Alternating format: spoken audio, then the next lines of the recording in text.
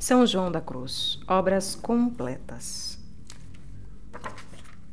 Doutor da Igreja, Editora Vozes, Canal Leconde, tradução da Subida ao Monte Carmelo, Subida do Monte Carmelo, pelas Carmelitas Descalças do Convento de Santa Teresa, Canal Leconde. Caros ouvintes, caso gostem do que aqui será lido, por favor, adquiram um livro. Obviamente, vale muito a pena ter este livro em mãos. E caso concordem com o que aqui é feito, gostam do que aqui é feito e possam, devam e queiram auxiliar este trabalho, saibam que isso é possível via Pix, PayPal, Apoia-se, Vaquinha, centavos serão muito bem-vindos.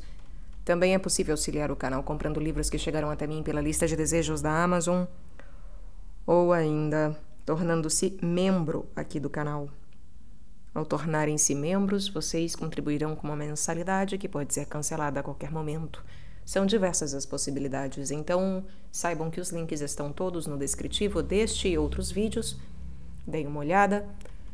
E eu peço para que, por favor, curtam, compartilhem, comentem, inscrevam-se no canal, pois caso já não tenham feito, saibam que isso faz muita diferença em termos de engajamento, em termos aqui de plataforma. Muito obrigada pela presença. Eu peço também para que orem por mim e por todos nós. E desejo que Deus vos abençoe, vos guie e vos guarde, meus caros. Seguimos no livro 1, capítulo 6, da Subida do Monte Carmelo.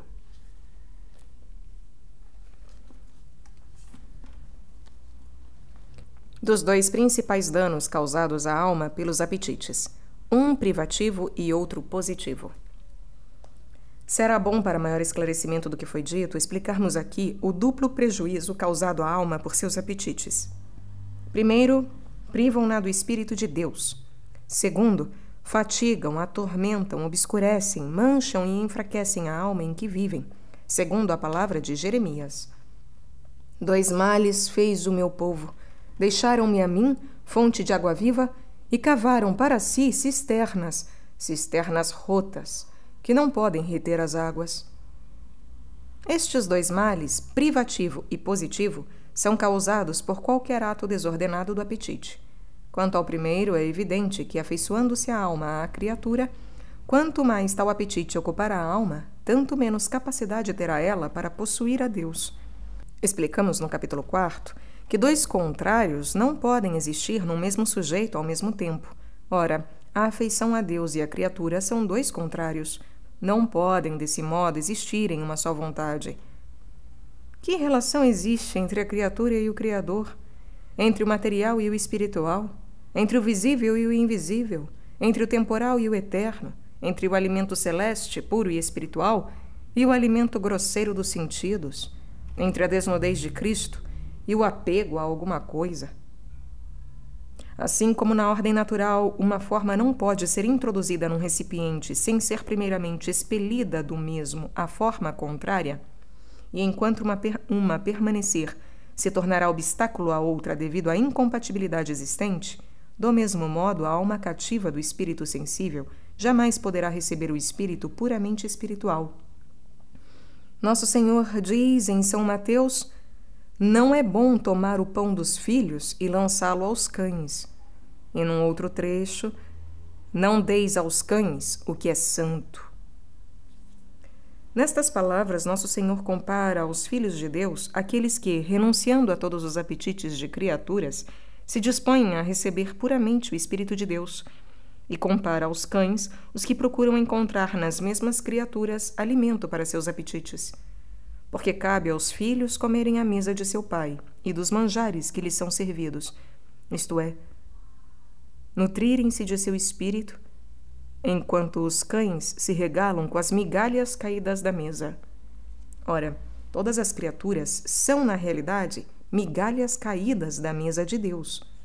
Portanto, os que procuram alimentar-se das coisas criadas são justamente chamados cães. É razoável que se lhes tire o pão dos filhos, pois não se querem elevar acima das migalhas das criaturas até a mesa do espírito incriado de seu pai. caminham sempre famintos como cães, e as migalhas que conseguem juntar servem antes para excitar o apetite que saciar a fome. Falando deles, Davi diz: padecerão fome como cães e rodearão a cidade, e se não se fartarem, ainda murmurarão. Tal é o estado de quem se abandona aos seus apetites. Vive sempre inquieto e descontente como um faminto. Que comparação se pode estabelecer entre a fome causada por todas as criaturas e a fartura que proporciona o Divino Espírito? A alma não receberá a fartura incriada de Deus enquanto não houver perdido aquela fome criada dos seus apetites, pois, como dissemos, não cabem num só sujeito dois contrários, que neste caso são a fome e a fartura. Podemos entender, pelo que foi dito, como Deus realiza a maior obra purificando a alma de suas imperfeições do que criando-a do nada. Podemos entender, pelo que foi dito, como Deus realiza a maior obra purificando a alma de suas imperfeições do que criando-a do nada. O desregramento dos apetites e das afeições opõe mais obstáculos à ação divina que o nada, pois o nada não resiste a Deus, como o faz a vontade da criatura. E isto baste para declarar o primeiro dano causado à alma por seus apetites imortificados, a resistência ao Espírito de Deus, pois já falamos suficientemente a tal respeito. Trataremos agora do segundo dano, chamado positivo, que traduz 5 principais efeitos, porque os apetites cansam, atormentam, obscurecem, mancham e enfraquecem a alma. Expliquemos cada um desses efeitos em particular. É manifesto que os apetites fatigam e cansam a alma. Assemelham-se às criancinhas inquietas e descontentes que sempre estão pedindo à sua mãe ora uma coisa, ora outra, e jamais se satisfazem. Como os que procuram tesouros se cansam e se fatigam pelas contínuas escavações que são obrigados a fazer, igual cansaço experimenta a alma quando procura o objeto de seus apetites. E ainda que afinal o consiga, sempre se cansa, porque nunca se contenta. É como cavar cisternas rotas, incapazes de conter a água que poderia saciar-lhe a sede. E assim, como diz Isaías, fatigado ainda tem sede, e sua alma está vazia. A alma presa aos apetites efetivamente se cansa. É como um doente febril, cuja sede aumenta a cada instante, e que não se sentirá bem enquanto a febre não houver passado. Lemos no livro de Jó: depois que se fartar, padecerá ânsias, e se abrasará, e toda a sorte de dores virá sobre ele. Cansa-se e fatiga-se a alma com seus apetites, porque é ferida e perturbada por eles, como a água agitada pelos ventos que a revolvem sem deixá-la sossegar. Em lugar nenhum, nem em coisa alguma, pode achar repouso. De tal alma, diz Isaías, o coração do ímpio é como um mar agitado. Ora, é ímpio todo aquele que não sabe vencer os seus apetites. É ímpio todo aquele que não sabe vencer os seus apetites. É como o homem faminto que abre a boca para se alimentar do vento. Bem longe de satisfazer a fome, definha, porque o ar não é o seu alimento. Abrasada no seu apetite, chamou a si o vento do que ama, diz Jeremias. E para explicar a secura a que se expõe esta alma, o profeta adiante acrescenta: guarda o teu pé, isto é, teu pensamento, da nudez, e a tua garganta da sede. Guarda o teu pé, isto é, o teu pensamento da nudez, e a tua garganta da sede. Isto é, afasta a tua vontade da satisfação do teu apetite, que produz maior secura. O homem apaixonado se cansa e se exaure com as suas próprias esperanças frustradas. Assim, a alma que busca saciar os apetites nada mais faz senão aumentar a fome e os desejos, porque, como se diz vulgarmente, o apetite é semelhante ao fogo. Lançai-lhe a lenha, ele crescerá em proporção dela, e diminuirá na medida em que for consumido. E ainda os apetites estão, neste caso, em condições mais deploráveis, porque o fogo, em faltando a lenha, se amortece, mas o apetite não diminui quando se acaba aquilo que o satisfaz, e longe de se extinguir, como o fogo sem combustível, cansa-se em desejos, pela fome aumentada e o alimento diminuído. Isaías a este respeito diz: e virá à direita e terá fome, e comerá à esquerda, e não se fartará. Aqueles que não mortificam seus apetites justamente são torturados pela fome, quando se desviam do caminho de Deus que está à direita, pois não merecem a fartura do espírito de suavidade. E quando à esquerda vão procurar alimento, isto é, quando satisfazem seus apetites na criatura, justo é, então, que não lhes sejam saciados, porque, rejeitando o que lhes podia satisfazer, nutrem-se do que lhes aumenta a fome. Claro está, pois, que os apetites cansam e fatigam a alma. Capítulo 7. Como os apetites atormentam a alma. Prova-se também por comparações e textos da Sagrada Escritura.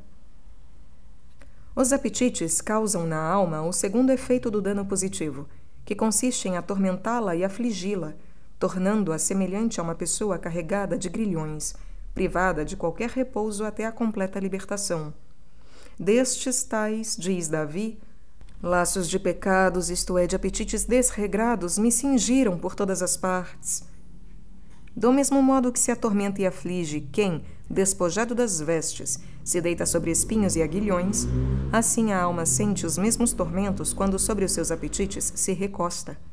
Porque estes, como os espinhos, ferem, magoam e deixam dor. A esse propósito, disse também Davi: cercaram-me como abelhas, pungindo-me com seus aguilhões, e se incendiaram contra mim como fogos em espinhos, como fogo em espinhos. Efetivamente, o fogo da angústia e da dor se aviva em meio dos espinhos dos apetites.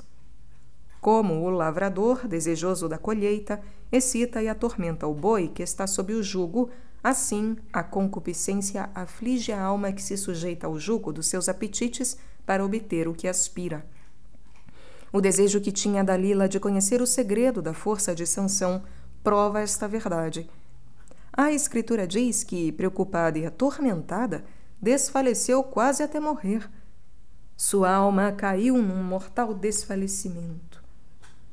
Quanto mais intenso é o apetite, tanto maior tormento traz a alma, de sorte que ela tanto mais tormento tem, quanto mais os apetites a possuem. Vê-se, então, desde esta vida, cumprir-se nela a sentença do Apocalipse. Quanto se tem glorificado e tem vivido em deleites, tanto lhe dai de tormento e pranto.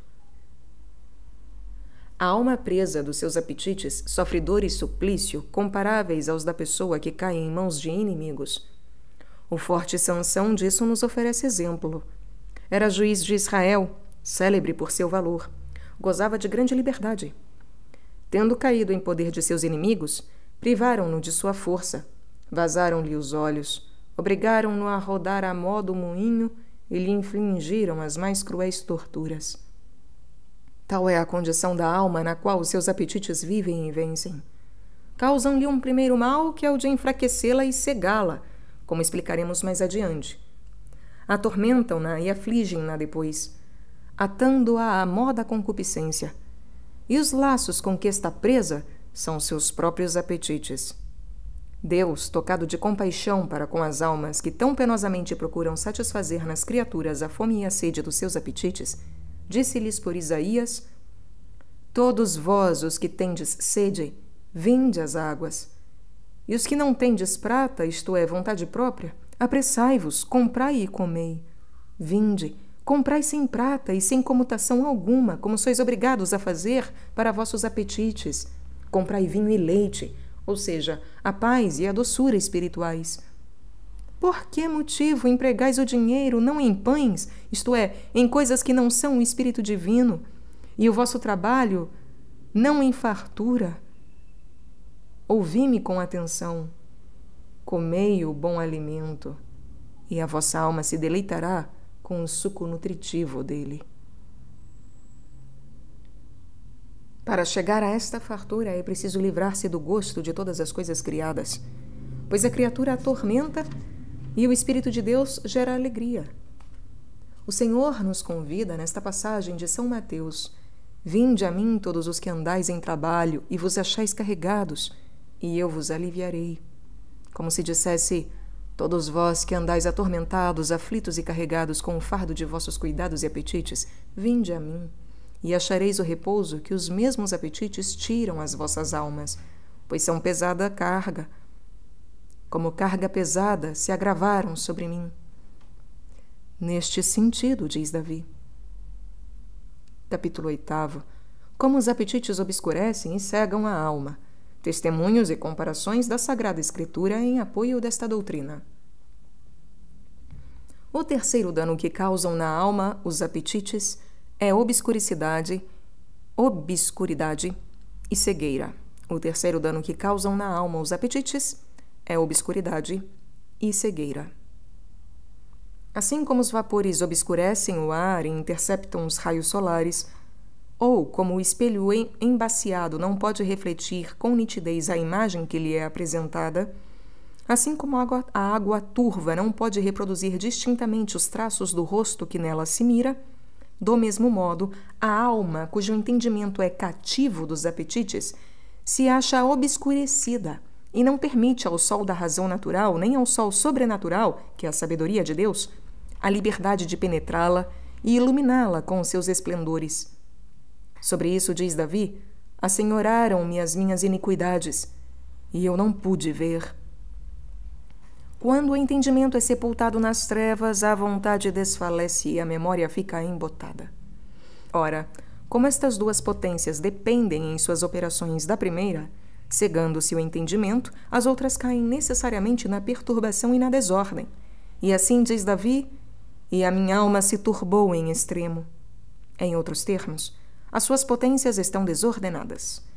Neste estado, o entendimento, como já dissemos, não está mais apto a receber a luz da sabedoria divina do que o ar carregado de pesados vapores para receber a luz do sol. A vontade fica impotente para abraçar em si a Deus com amor puro, assim como o espelho embaciado não pode refletir claramente a imagem que lhe é oferecida. Menos habilidade tem ainda a memória, obscurecida pelas trevas do apetite. Torna-se incapaz de se deixar penetrar tranquilamente pela imagem de Deus, como acontece com a água turva, que não reproduz com nitidez o rosto de quem nela se mira. O apetite cega e ainda obscurece a alma, porque, enquanto apetite, é cego e necessita da razão como guia. Disto se depreende que, todas as vezes que a alma cede às tendências do apetite, assemelha-se ao que, tendo boa vista, se deixa guiar por quem não enxerga. Então, são dois cegos. E a palavra de Nosso Senhor, segundo São Mateus, encontra aqui a exata aplicação. E se um cego guia outro cego, ambos vêm a cair no barranco.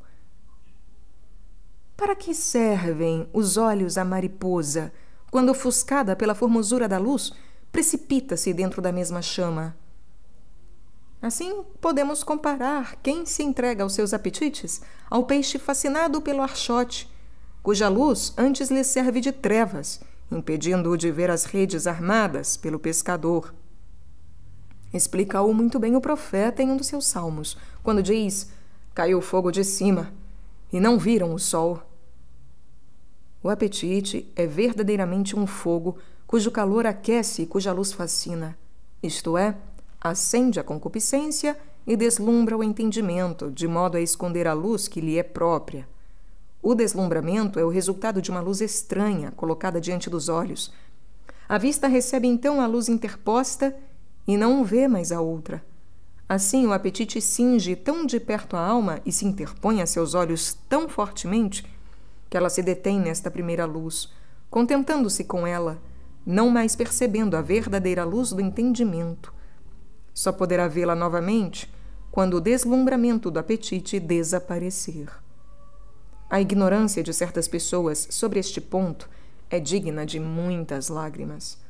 Sobrecarregam-se de penitências excessivas e outras muitas práticas extraordinárias, de todo arbitrárias, e imaginam que somente isto basta para chegar à união com a sabedoria divina, sem a mortificação dos seus apetites desordenados. O erro é manifesto, E a não ser que façam esforços constantes para triunfar das próprias inclinações, jamais atingirão o seu fim.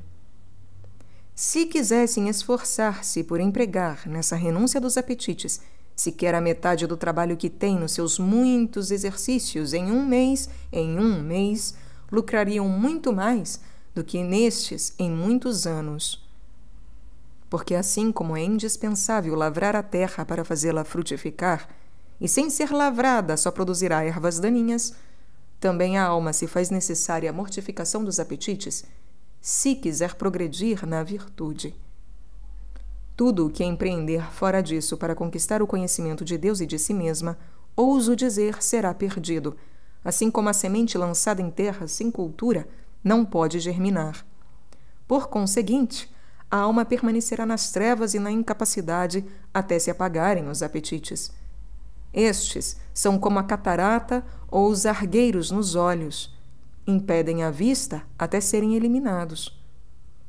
Davi, considerando de um lado qual a cegueira dessas almas cujos apetites não mortificados as privam de ver a luz da verdade, e de outro lado, quanto Deus se irrita contra elas, lhes dirige estas palavras: antes que vossos espinhos, que são os vossos apetites, entendam, assim como há vivos, assim, desta maneira, ele, na sua ira, os devorará. Deus destruirá em sua cólera os apetites conservados vivos e que são obstáculo para o conhecimento de Deus. Ele os destruirá, seja nesta vida ou na outra, com castigo e correção, isto é, com a purificação. Diz que os absorverá em sua ira, porque o sofrimento que se padece na mortificação dos apetites é o castigo do estrago causado por eles à alma. Ah, se os homens soubessem de quantos bens de luz divina os priva esta cegueira causada pelos seus apegos e afeições desregradas, e em quantos males e danos os fazem cair cada dia por não se quererem mortificar. Porque não há que fiar de bom entendimento, nem de dons recebidos de Deus, para julgar que deixará a alma de ficar cega e obscura e de ir caindo de mal a pior, se tiver alguma afeição ou apetite. Poderia alguém acreditar que um varão tão perfeito, sábio e dotado dos favores do céu, como foi Salomão, havia de cair na velhice em tal desvario e endurecimento da vontade, a ponto de levantar altares a tantos ídolos e os adorasse? Para isto foi suficiente aquela afeição que tinha às mulheres, e a negligência em reprimir os apetites e deleites de seu coração. Falando de si mesmo no Eclesiastes, Salomão reconhece que assim fez, dizendo que não negou ao seu coração quanto lhe pediu.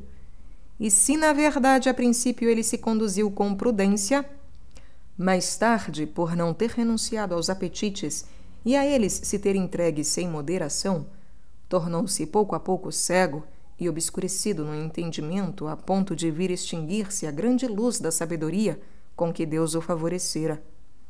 E assim, na velhice, abandonou o Senhor.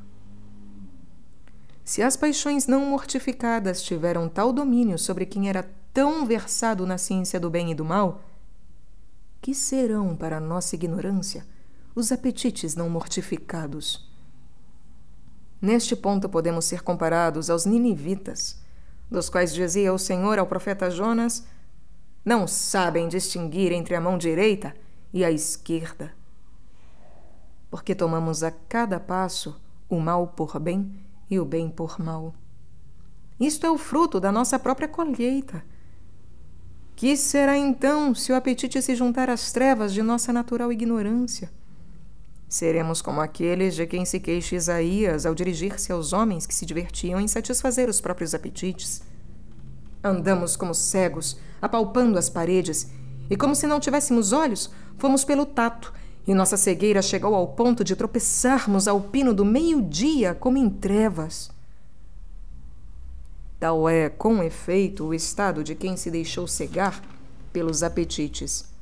Colocado em face da verdade e do dever, nada percebe, como se estivera mergulhado na mais profunda obscuridade. Tal é, com efeito, o estado de quem se deixou cegar pelos apetites. Colocado em face da verdade e do dever, nada percebe. Como se estivera mergulhado na mais profunda obscuridade. Capítulo 9. Diz como os apetites mancham a alma e prova com testemunhos e comparações da Sagrada Escritura. O quarto dano que fazem os apetites à alma é que a sujam e mancham, segundo o ensinamento do eclesiástico. Quem tocar o piche ficará manchado dele. Ora, tocar o piche é satisfazer com qualquer criatura o apetite de sua vontade. Nessa passagem da Sagrada Escritura, compara o sábio as criaturas com o piche. Porque entre a excelência da alma e o que há de mais perfeito nas outras criaturas, é maior a diferença que entre o fúlgido diamante, ou o fino ouro, e o piche. E assim como o ouro ou diamante, se caísse aquecido no piche, ficaria disforme e besuntado, porquanto o calor derrete e torna mais aderente o piche, assim a alma, dirigindo o ardor de seus apetites para qualquer criatura, dela recebe pelo calor do mesmo piche máculas e impureza. Existe ainda entre a alma e as criaturas corpóreas diferença maior do que há entre o licor mais límpido e a água mais lodosa. Esse licor, sem dúvida, se turvaria se fosse misturado com a lama. Deste modo, se mancha e suja a alma que se apega à criatura, pois nisso se faz semelhante à mesma criatura. Assim como ficaria desfigurado o rosto mais formoso, com manchas de fuligem, a alma, igualmente, que é em si muito perfeita e acabada imagem de Deus, fica desfigurada pelos apetites desregrados que conserva. Jeremias, deplorando o estrago que os afetos desordenados produzem na alma, descreve primeiro a sua formosura, para em seguida declarar-lhe a fealdade. Os seus cabelos, dizia, eram mais alvos que a neve, mais nítidos que o leite, mais vermelhos que o marfim antigo, mais formosos que a safira. Denegrida está a face deles mais que os carvões, e não são conhecidos nas praças. Por cabelos entendemos as feições, afeições e os pensamentos da alma, que são mais alvos que a neve, mais claros que o leite, mais vermelhos que o marfim antigo e mais formosos que a safira, quando estão de acordo com a vontade divina. Estas 4 qualidades representam a beleza e a excelência de todas as criaturas corporais, mas a alma e as suas ações lhe são muito superiores, e eis por que é comparada aqui aos cabelos que são o ornamento da cabeça. Quando as suas ações são desregradas e dirigidas a fins contrários à lei de Deus, isto é, quando a alma se deixa absorver pelas criaturas, Jeremias assegura que o seu rosto se torna mais negro que o carvão. Todos estes danos e outros ainda maiores causam na beleza interior da alma os apetites desordenados de coisas do século. Chegam a tal ponto que, se tivéssemos de tratar expressamente da abominável e suja figura que nela deixam, não acharíamos coisa, por mais manchada e imunda, ou lugar tão cheio de teias de aranha e répteis repelentes, nem podridão de corpo morto, a que pudéssemos compará-la. Porque, embora a alma desordenada permaneça, quanto à sua substância e natureza, tão perfeita quanto no momento em que Deus a tirou do nada, todavia, na parte racional do seu ser, torna-se feia, obscura, manchada e exposta a todos estes males, e ainda a grande número de outros. Uma só destas inclinações desordenadas, ainda mesmo não sendo matéria de pecado mortal, é suficiente para manchar, enfear e tornar a alma incapaz de chegar à união perfeita com Deus. Qual não será, pois, a fealdade de uma alma completamente dominada pelas próprias paixões e entregue a todos os seus apetites? Quão afastada estará de Deus e de sua infinita pureza! A língua não pode dizer, nem a inteligência conceber a multiplicidade de impurezas que os diversos apetites acumulam na alma. Se fosse possível dar a entender, seria admirável, digna de compaixão, ver cada apetite a pôr na alma o sinal do seu caráter e a imprimir as suas próprias manchas e fealdades, E como uma só ordem da razão pode conter inúmeras manchas de intensidades diferentes. Porque assim como a alma do justo possui em uma só perfeição, que é a retidão da alma, grande número de sublimes virtudes e inumeráveis dons preciosos, cada um com o seu encanto particular, segundo o número e a diversidade dos impulsos de amor que a levam para Deus, assim, a alma desordenada possui em si lamentável variedade de manchas e baixezas em relação à multiplicidade das inclinações que a fazem pender para as criaturas.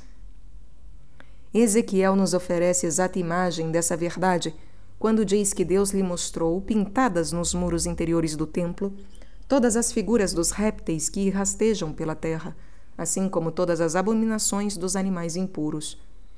Deus diz ao profeta: por certo, filho do homem, que tu vês o que fazem nas trevas, o que cada um deles pratica no secreto de sua câmara?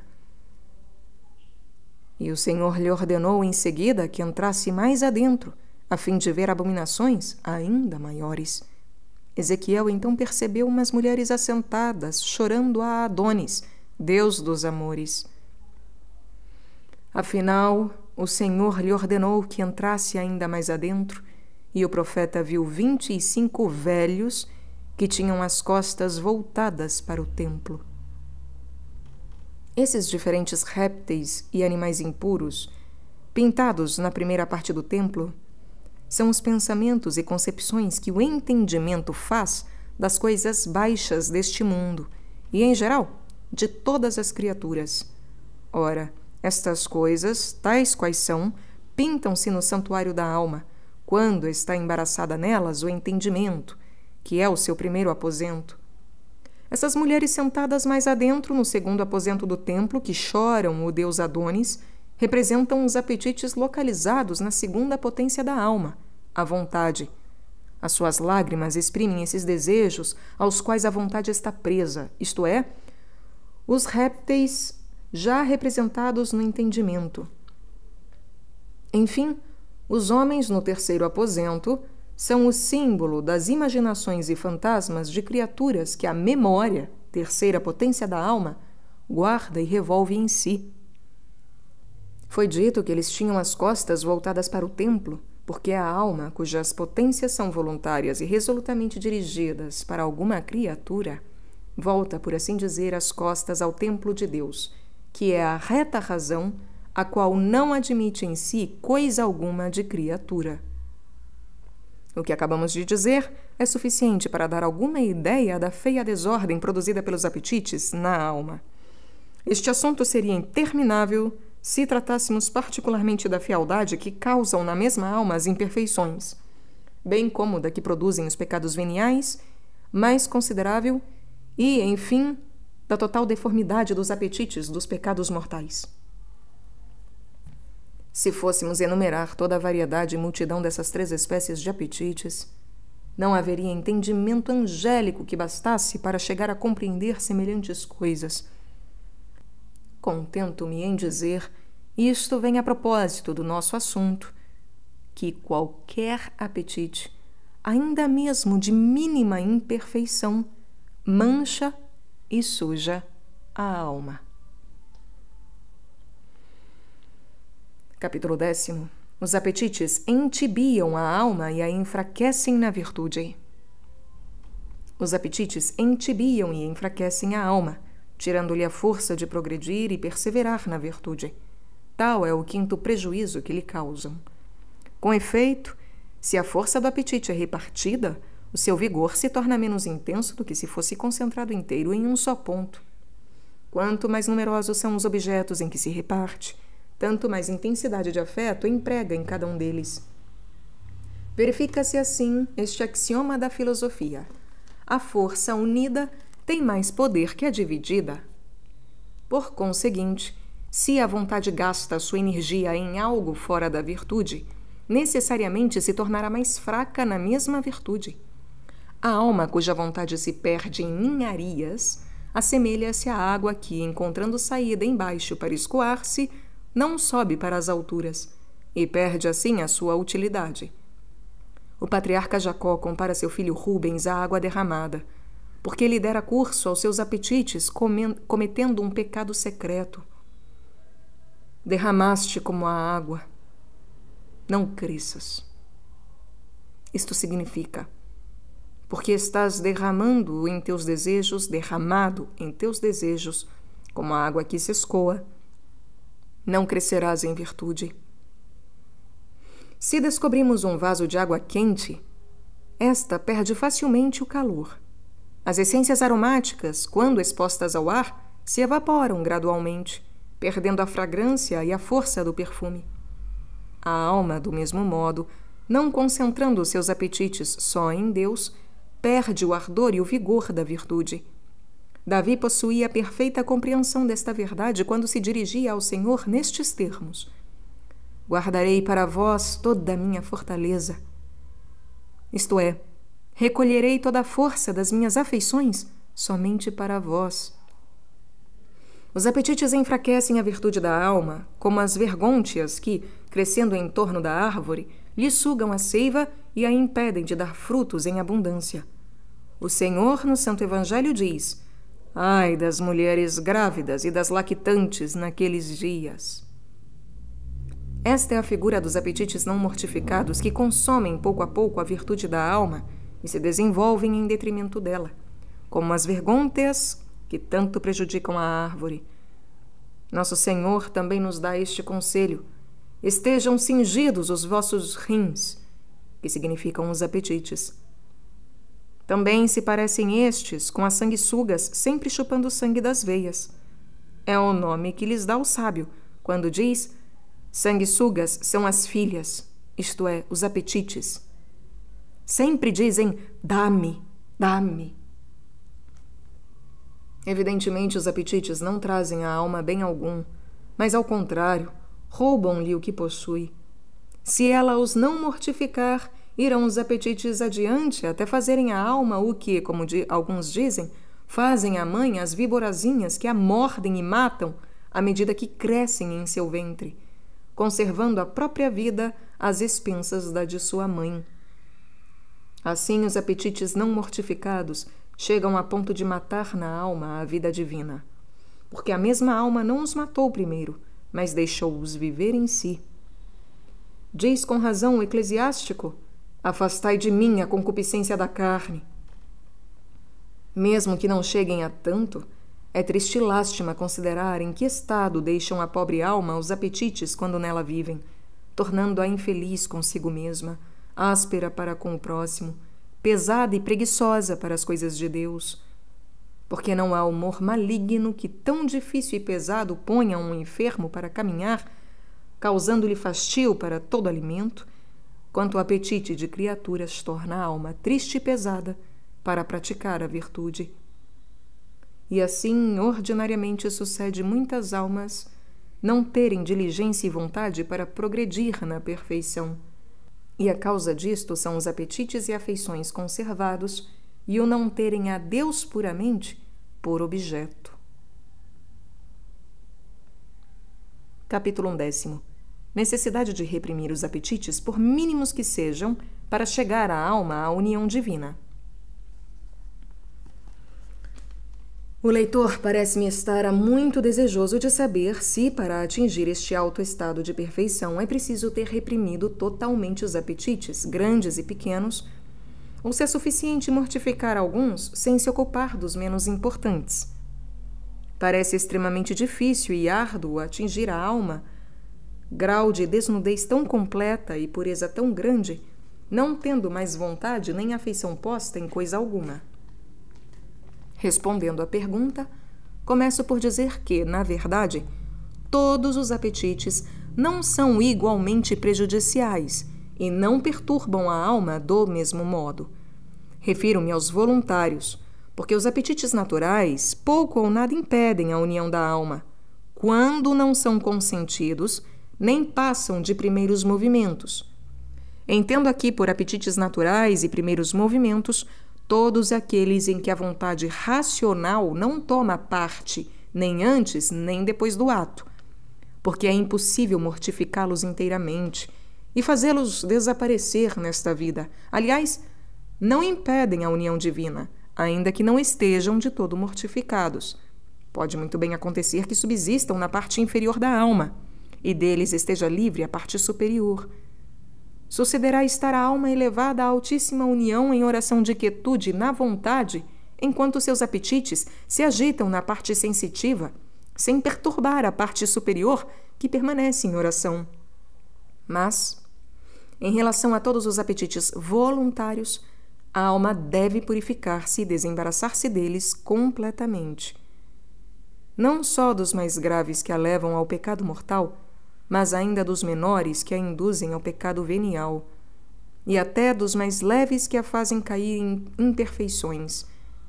Sem isto, inutilmente pretenderá chegar à perfeita união com Deus. Com efeito, esta união consiste na transformação total da vontade humana na divina, de modo que não haja nela coisa contrária a essa vontade, mas seja sempre movida em tudo e por tudo pela vontade de Deus. Por esta causa dizemos que neste estado as duas vontades fazem uma só, que é a de Deus, e portanto a vontade de Deus é também a da alma.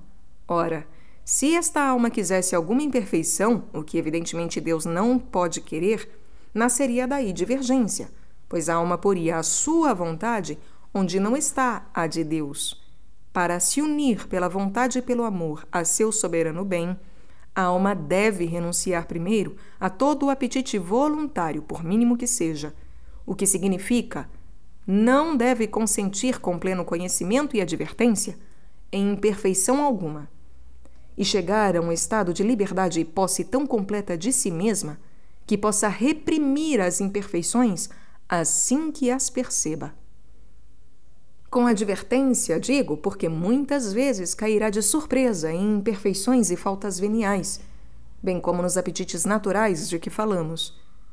Destes pecados, nos quais a vontade toma tão fraca parte, está escrito que o justo cairá 7 vezes e tornar-se-á a levantar. Quanto aos apetites deliberados e voluntários e pecados veniais de advertência, ainda sendo em coisa mínima, basta um só deles que não se vença para impedir a união da alma com Deus. Refiro-me a um tal hábito não mortificado e não a alguns atos passageiros de apetites diferentes que não causam tanto prejuízo. Contudo, até mesmo estes últimos hão de ser vencidos, pois se originam de hábito de imperfeição. Quanto a certos hábitos de voluntárias imperfeições, dos quais a alma não consegue corrigir-se, não somente impedem a união com Deus, como detêm os progressos espirituais. Estas imperfeições habituais são costume de falar muito, apegozinho a alguma coisa que jamais se acaba de querer vencer, seja a pessoa, vestido, livro ou cela, tal espécie de alimento, algumas coisinhas de gostos, conversações, querendo saber e ouvir notícias, e outros pontos semelhantes.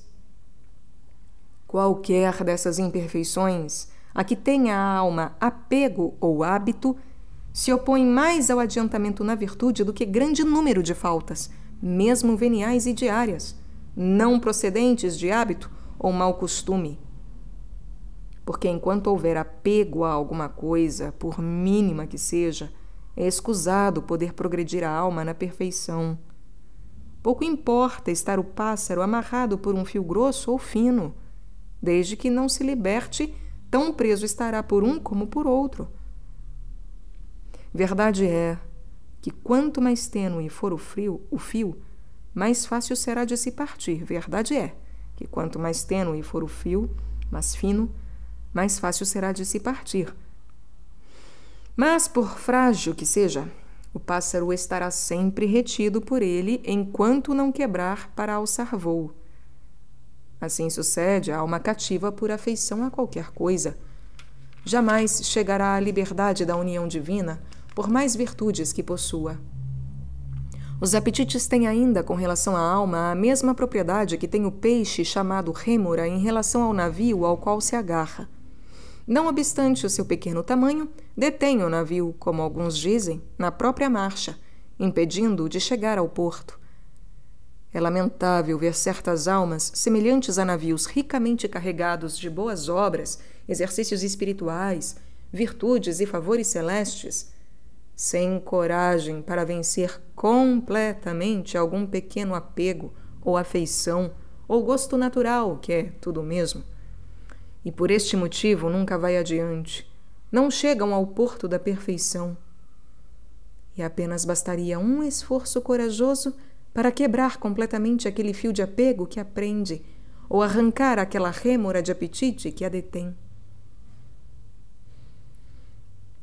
Depois de Deus lhes ter dado a graça de quebrar outros laços muito mais fortes, como os das afeições ao pecado e às vaidades do mundo, como é triste ver almas que, por falta de generosidade em desapegar-se de uma ninharia, um simples fio que o Senhor lhes deixa para romper por seu amor, deixam de chegar a tão grande bem. O pior é que por aquele pequenino apego não somente se atrasam, mas perdem o que tinham adquirido em tanto tempo e com tanto trabalho. Pois ninguém ignora que no caminho da perfeição, não ir adiante é recuar, e não ir ganhando é ir perdendo. Nosso Senhor quis dar-nos a entender esta doutrina quando disse: quem não é comigo é contra mim, e quem comigo não ajunta, espalha. É bastante não vedar a menor fenda de um vaso para que todo o licor que lhe encerra se derrame e perca. Quem desprezar as menores coisas, cairá pouco a pouco nas maiores, diz o Eclesiástico. O mesmo livro nos ensina que basta uma centelha para dar início a um incêndio. De modo idêntico, basta uma imperfeição para atrair outra e outras ainda. Raramente haverá uma alma negligente em vencer um apetite que não tenha outros muitos que do primeiro se originam. E assim sempre vão caindo. Temos encontrado por várias vezes pessoas a quem Deus concedera a graça de adiantar-se muito no caminho do desprendimento e da liberdade de espírito, e que por conservarem a vontade presa em algum pequeno apego, sob pretexto de algum bem, conveniência ou amizade, daí vieram a perder gradualmente o espírito da santa solidão, o gosto das coisas de Deus, a alegria e a constância nos exercícios espirituais. Precipitaram-se, enfim, numa ruína total, devido a não se terem privado, desde o início, desse apetite ou desse gosto sensível, e de não haverem guardado o coração unicamente para Deus. Nesse caminho sempre há de ir adiante para chegar ao fim, isto é, faz-se necessário repelir todos os desejos e nunca alimentá-los, pois se não se acaba de os reprimir, jamais se há de chegar. Porque assim como a lenha não se transformará em fogo se lhe faltar um único grau de calor, do mesmo modo, a alma não se transformará perfeitamente em Deus por uma única imperfeição que tenha, embora esta seja menos que um apetite voluntário.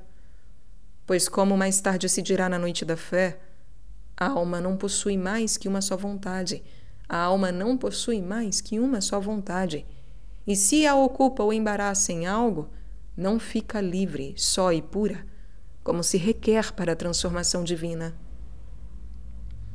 Disto temos figura no livro dos Juízes, onde está escrito que o anjo veio censurar os filhos de Israel por não terem exterminado completamente os seus inimigos, e, ao contrário, terem feito aliança com alguns dentre eles. Por isso resolvia deixar a estes entre o povo eleito para que lhe fossem ocasião de quedas e perdição. Deus procede justamente assim com muitas almas. Tirou-as do mundo, matou os gigantes dos seus pecados, exterminou a multidão dos seus inimigos, que são as ocasiões perigosas encontradas neste mundo, a fim de lhes facilitar o acesso à terra da promissão da união divina. Mas, ao invés de responderem a tantos favores do Senhor, elas fazem amizade e aliança com a plebe das imperfeições, em lugar de exterminá-la sem piedade. À vista de tal ingratidão, nosso Senhor se enfada, deixando-as cair nos seus apetites de mal a pior. O livro de Josué nos oferece igualmente outro exemplo. No momento de tomar posse da terra prometida, o Senhor ordenou aos israelitas que destruíssem todos os seres vivos da cidade de Jericó, homens e mulheres, velhos e crianças, e também todos os animais. Ordenou-lhes ainda que não levassem despojos e nada cobiçassem. Esta ordem nos ensina que, para entrar na divina união, devem morrer todos os afetos que vivem na alma, poucos ou muitos, pequenos ou grandes. E a alma deve estar tão desapegada deles como se não existissem para ela, nem ela para eles. São Paulo, escrevendo aos Coríntios, nos ensina a mesma coisa. Isto finalmente vos digo, irmãos, o tempo é breve. Resta que os que têm mulheres sejam como se as não tivessem, os que choram como se não chorassem, os que folgam como se não folgassem, os que compram como se não possuíssem e os que usam deste mundo como se dele não usassem. Estas palavras do apóstolo nos mostram quão desprendida de todas as coisas deve estar nossa alma se quisermos ir a Deus. E capítulo 12, resposta à segunda pergunta: que apetites são suficientes para causar à alma os danos de que falamos? Poderíamos estender-nos longamente neste assunto da noite dos sentidos, pois teríamos muito que dizer sobre os prejuízos que os apetites trazem à alma, não somente pelas maneiras já explicadas, mas ainda sob muitos outros pontos de vista. Todavia, com relação ao fim que nos propomos, desenvolvemos suficientemente o assunto.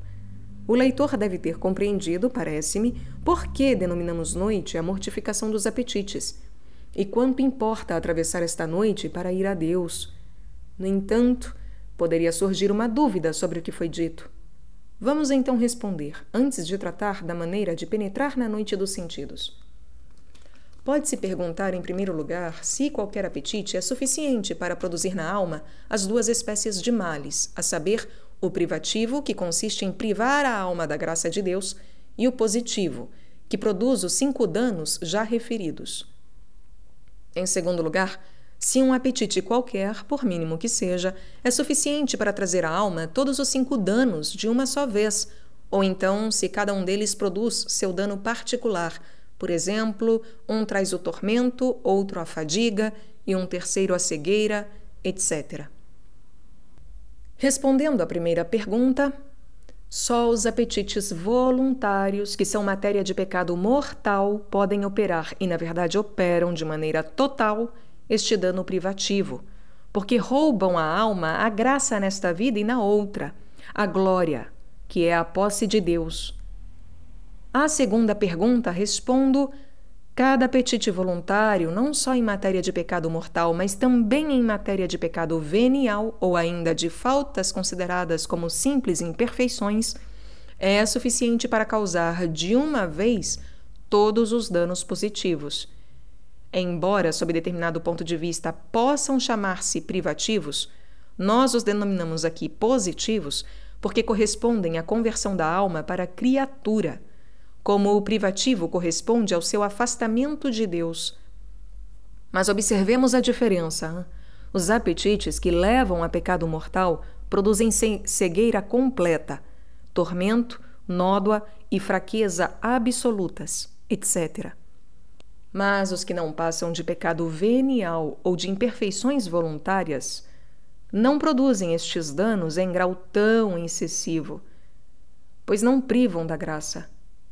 Só os causam em parte e em grau menor, proporcionado à tibieza e ao relaxamento que introduzem na alma. Portanto, quanto maior a tibieza, mais aumentarão os tormentos, a cegueira e as manchas. Deve-se notar: se cada apetite traz consigo todos os males que denominamos positivos, há alguns que causam diretamente certos danos, embora produzam de maneira indireta todos os outros. Por exemplo, conquanto o apetite sensual cause todos os males reunidos, o seu efeito próprio e principal é manchar a alma e o corpo.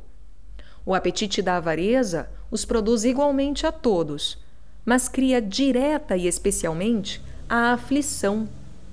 O apetite da vanglória igualmente os faz nascer a todos, mas causa principal e imediatamente as trevas e a cegueira. E se o apetite da gula gera todos os males, o seu principal resultado é trazer tibieza na virtude. E assim por diante. Se todos esses efeitos reunidos redundam na alma em resultado de um ato qualquer de apetite voluntário, é pela sua oposição aos atos da virtude que produzem na alma os efeitos contrários. Como a virtude produz suavidade, paz, consolação, luz, pureza e força, assim o apetite desordenado causa tormento, cansaço, fadiga, cegueira e fraqueza. E como a prática de uma só virtude aumenta e fortalece todas as outras, assim, sob a ação de um único vício, todos os vícios crescem e multiplicam na alma as suas consequências. Sem dúvida, todos esses tristes resultados não se manifestam no momento em que se satisfaz o apetite, porque o gosto então sentido não permite percebê-los. A sua má influência, porém, se manifesta antes ou depois. Temos exemplo disso no Apocalipse, onde se narra que o anjo mandou São João comer aquele livro, cujo sabor na boca lhe foi doce, e no ventre se lhe tornou amargo. Quem se abandona aos apetites sabe por experiência que, no princípio, a paixão parece doce e agradável, e que somente mais tarde se produzem seus efeitos, cheios de amargor. No entanto, não ignoro a existência de pessoas tão cegas e endurecidas que não lhe sintam os efeitos. Pouco ciosas de se inclinarem para Deus, não percebem os obstáculos que dele as afastam. Não trato aqui dos apetites irrefletidos da natureza, dos pensamentos que não passam de primeiro movimento ou das tentações não consentidas, porque tudo isso nenhum dos ditos males causa à alma. Embora a pessoa que por essas coisas passe julgue estar manchada e cega, por causa da perturbação e paixão que tais tentações lhe causam, não sucede deste modo. Antes, lhe trazem os proveitos contrários. Ao resistir, adquire força, pureza, luz, consolação e outros muitos bens, segundo a palavra de nosso Senhor a São Paulo. A virtude se aperfeiçoa na enfermidade. Os apetites voluntários, porém, causam à alma todos os males de que já falamos e maiores ainda. Eis porque o principal cuidado dos mestres na vida espiritual deve ser mortificar logo a seus discípulos em qualquer apetite, ensinando-lhes a ficar na privação do que desejavam, a fim de os livrar de tanta miséria.